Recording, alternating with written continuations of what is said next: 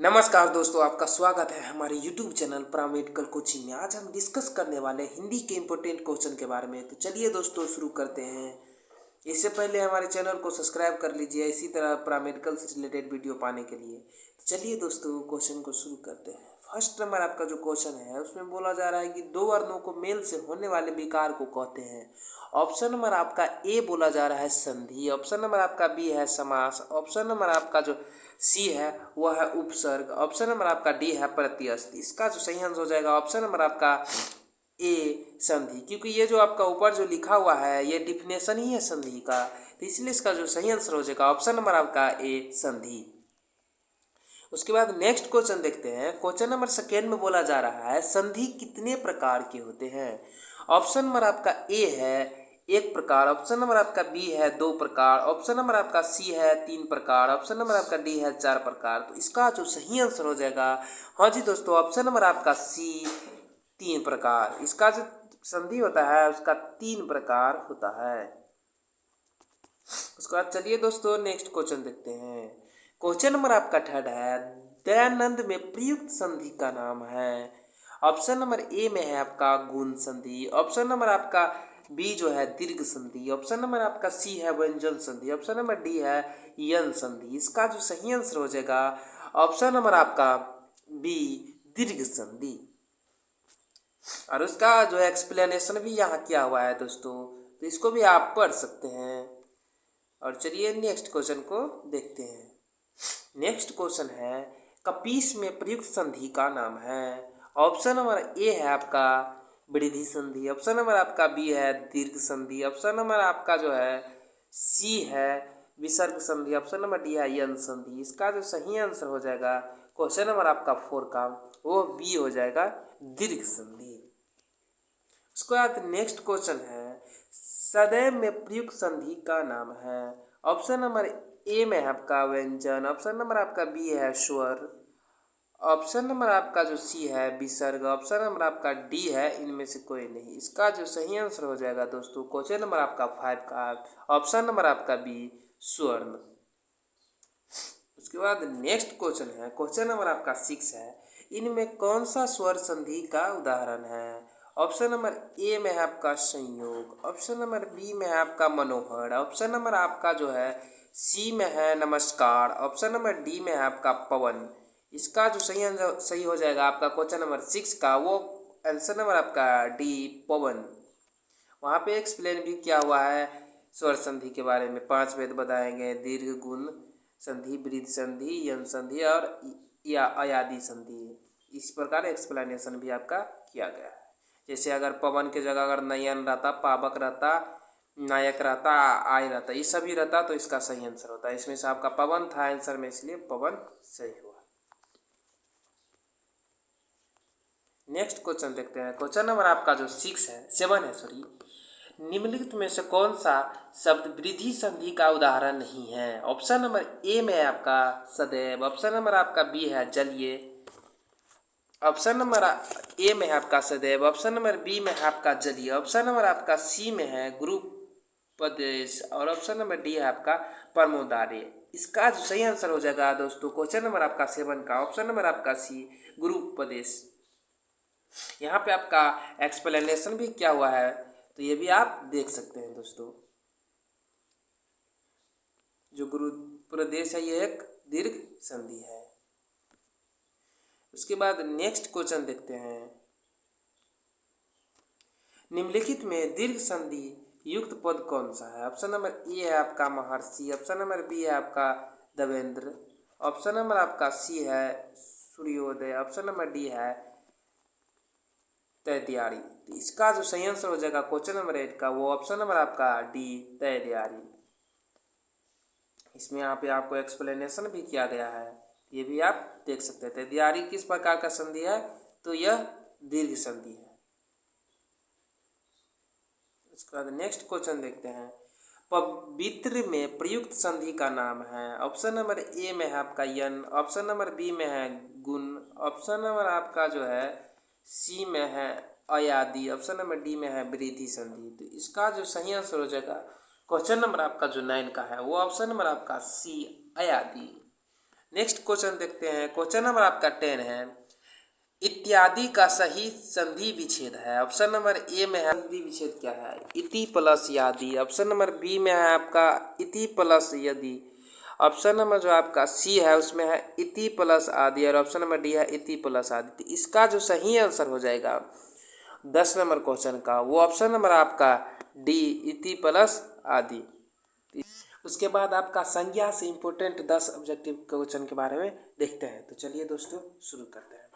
उसके बाद question number 11 जो है आपका, भाववाचक संज्ञा बनाइए। ऑप्शन नंबर ए में है आपका लड़कापन, ऑप्शन नंबर बी में है आपका लड़काई, ऑप्शन नंबर आपका जो सी है उसमें है लड़कपन, ऑप्शन नंबर डी में है आपका लड़काईगा लड़काईपन। तो इसका जो सही आंसर हो जाएगा ऑप्शन नंबर आपका सी है लड़कपन। आप देखिए दोस्तों, इसको एक्सप्लेन भी कर देते हैं। जैसे आपका भाववाचक संज्ञा होता है, उसका डिफिनेशन है जिसमें पदार्थ की अवस्था, गुण, धर्म आदि का बोध है, उसे भाववाचक संज्ञा कहेंगे। तो इस तरह से आपका जो इसका सही आंसर है लड़कपन, जो है एक आपका धर्म का बताता है। तो इसलिए इसका जो सही आंसर हो जाएगा लड़कपन हो जाएगा। और अगर झगड़ालू रहता है, ये भी एक आपका मनुष्य का गुण है, यह झगड़ापूर्ण है, ये लाचार है, तो इस हिसाब से ये सब का विबोध होता, तो ये इसका सही आंसर हो जाता। तो इसका सही, इसमें हमको लड़कपन था, तो इसका सही आंसर लड़कपन हो जाएगा। और कोई भी डाउट हो तो कमेंट कीजिएगा, उसको रिप्लाई यथार्थ दिया जाएगा। नेक्स्ट क्वेश्चन आपका देखते हैं, सच्चरित किस मूल शब्द से बना है। ऑप्शन नंबर ए में है आपका सत्यचरित, ऑप्शन नंबर बी में है चरित्र, ऑप्शन नंबर आपका जो है सी में है चरित्रता, ऑप्शन नंबर आपका जो डी है सच्चरित्र। तो इसका जो सही आंसर हो जाएगा दोस्तों ऑप्शन नंबर आपका बी चरित्र। अब इसको एक्सप्लेन भी कर देते हैं। सच्च चरित्र जो है एक चरित्र शब्द से बना है। उसके बाद आपका नेक्स्ट क्वेश्चन देखते हैं, कौन सा शब्द बहुवचन है। ऑप्शन नंबर ए में है आपका माता, ऑप्शन नंबर बी में है आपका प्राण, ऑप्शन नंबर आपका जो सी है वो है लड़का, ऑप्शन नंबर डी है किताब। तो अब क्वेश्चन नंबर जो है आपका 13, इसका जो सही आंसर हो जाएगा ऑप्शन नंबर आपका बी प्राण। अब इसको चलिए दोस्तों थोड़ा सा एक्सप्लेन भी कर देते हैं। देखिए, प्राण शब्द बहुवचन है, जबकि प्रातः लड़का और किताब एक वचन है। जो इसमें जो ऑप्शन में आपका था लड़का और किताब, यह कौन सा हो जाएगा पूछा जाएगा, तो ये एक वचन के लिए होता है। कुछ शब्द सदैव बहुवचन के स्वरूप ही होता है, जैसे हस्ताक्षर, आंसू, दर्शन, प्राण, दाम, अक्षत, लोग आदि। ये सब जो होता है आपका, सब आपका क्या होता है, ये एक तरह से बहुवचन ही होता है। तो ये सभी अगर ऑप्शन में तो बहुवचन मानिएगा, लेकिन लड़का और किताब एक वचन है। ठीक है दोस्तों। उसके बाद आपका जो नेक्स्ट क्वेश्चन है, नेक्स्ट क्वेश्चन देखते हैं, निम्नलिखित में कौन सा शब्द पुल्लिंग है। ऑप्शन नंबर ए में है आपका कपट, ऑप्शन नंबर बी में है सुंदरता, ऑप्शन नंबर आपका सी में है मूर्खता, ऑप्शन नंबर डी में है आपका निंदता। इसका जो सही आंसर हो जाएगा 14 नंबर आपका जो क्वेश्चन है, इसका सही हो जाएगा कपट। देखिए, आपका जो कपट है उस शब्द क्या है, एक पुल्लिंग के रूप में प्रयोग होता है, जबकि सुंदरता, मूर्खता और निंदता एक स्त्रीलिंग शब्द है। ये जो आपका 3 गो ऑप्शन में है आपका सुंदरता, मूर्खता एवं निंदता, ये आपका स्त्रीलिंग शब्द है, जबकि आपका जो है कपट है एक पुल्लिंग है। उसके बाद नेक्स्ट क्वेश्चन देखते हैं, गिदर का स्त्रीलिंग क्या होगा। ऑप्शन नंबर ए में है आपका गिदडीन, ऑप्शन नंबर आपका बी में है गिदडनी, ऑप्शन नंबर आपका जो है सी में है वो है गिद्दी, ऑप्शन नंबर आपका जो डी है वो है गिद्दिया। तो इसका जो सही आंसर हो जाएगा आपका क्वेश्चन नंबर 15 का हो जाएगा सही आंसर ऑप्शन नंबर आपका सी गिद्दी। इसका जो सही आंसर हो जाएगा गिद्दी। क्यों, क्योंकि देखिए ई जो है प्रत्याश का योग से गिदरी शब्द बनेगा, जो कि गिदर का स्त्रीलिंग होगा। ठीक है दोस्तों। नेक्स्ट क्वेश्चन देखते हैं, क्वेश्चन नंबर 16, किस वाक्य में अपादन कारक है। ऑप्शन नंबर ए में है आपका राम ने रावण को तीर से मारा, ऑप्शन नंबर बी में है मोहन से अब सहा नहीं जाता, ऑप्शन नंबर आपका सी में है हिमालय से गंगा निकलती है। ऑप्शन नंबर डी में है चाकू से फल काटो। इसका जो सही आंसर हो जाएगा 16 नंबर का वो जगह हिमालय से गंगा निकलती है। इसको देख लेते हैं थोड़ा सा व्याख्या भी। संज्ञा के जिस रूप किसी वस्तु को अलग होने का भाव प्रकट करता है उसे अपदाकारक कहते हैं, जैसे कि हिमालय से गंगा निकलती है। तो ये आपका एक्सप्लेनेशन हो गया दोस्तों। उसके बाद नेक्स्ट क्वेश्चन देखते हैं। 17 नंबर क्वेश्चन है 17। हिंदी में शब्दों का लिंग निर्धारण किसके आधार पर होता है? ऑप्शन नंबर ए में है संज्ञा, ऑप्शन नंबर बी में है आपका सर्वनाम, ऑप्शन नंबर आपका जो सी में है क्रिया, ऑप्शन नंबर डी में आपका प्रत्याश। तो इसका जो सही आंसर हो जाएगा 17 नंबर जो आपका क्वेश्चन है उसका सही आंसर हो जाएगा संज्ञा।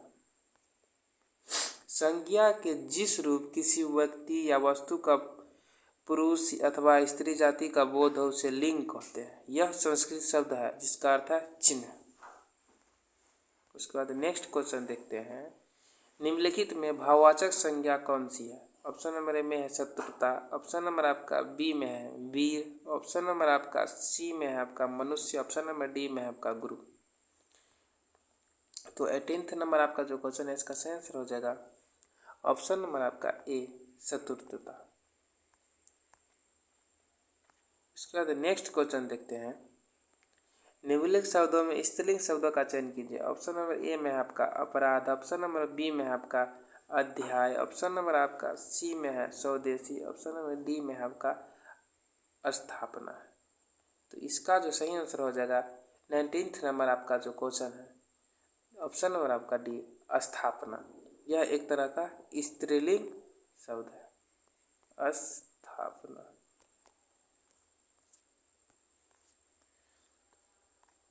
इसके बाद नेक्स्ट क्वेश्चन देखते हैं। अर्थ के विचार से संज्ञा कितने प्रकार के होते हैं? ऑप्शन नंबर ए में है आपका 4, ऑप्शन नंबर आपका जो बी है 5, ऑप्शन नंबर आपका जो सी है उसमें है 6 और ऑप्शन नंबर डी है आपका उसमें है 7। तो इसका जो सही आंसर हो जाएगा 20 नंबर आपका जो क्वेश्चन है ऑप्शन नंबर आपका बी 5 प्रकार के होते हैं।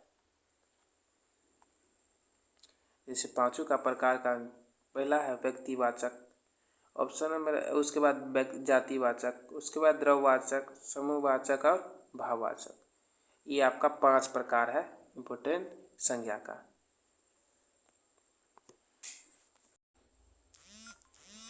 उसके बाद नेक्स्ट क्वेश्चन है क्वेश्चन नंबर आपका 11 है।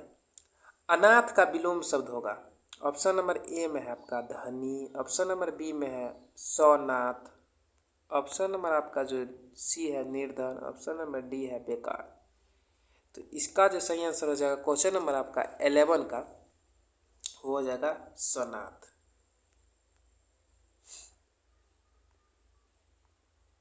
अब देखिए थोड़ा सा एक्सप्लेनेशन। अनाथ का अर्थ होता है असहाय या जिसका कोई मालिक न होता हो, ठीक है। तो इसका अनाथ का विलोम शब्द हो जाएगा सौनाथ, जो कि सहाय हो, जिसका मालिक हो, इस तरह से समझ सकते हैं।